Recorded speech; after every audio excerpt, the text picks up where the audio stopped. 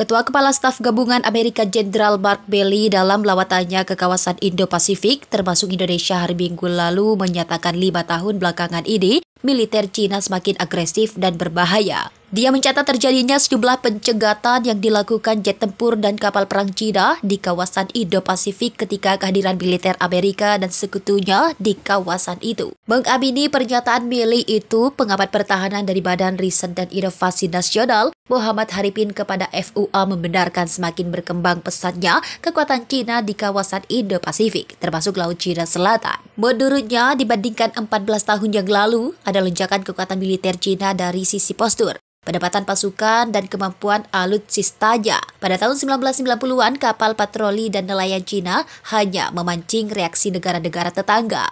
Tapi di awal 2000-an, kapal Angkatan Laut Cina semakin berani hadir di Laut Cina Selatan. Haripin memahami kekhawatiran Amerika ketika Cina berhasil membangun pangkalan militer di luar wilayah seperti di Afrika. Ini karena Cina telah mempunyai kemampuan ekonomi, politik, dan diplomasi untuk bisa mengajak negara lain bekerja sama.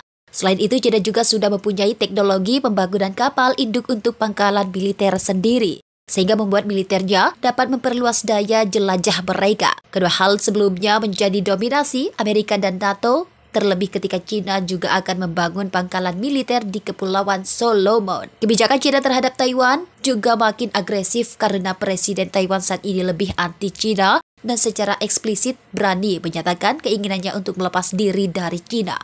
Di samping pendekatan militer, Cina juga menawarkan kedekatan ekonomi dengan kelebihan dan kekurangannya banyak diterima oleh negara lain. Intinya, menurut Haripin, tengah terjadi perebutan pengaruh antara Amerika dan Cina di kawasan Indo-Pasifik.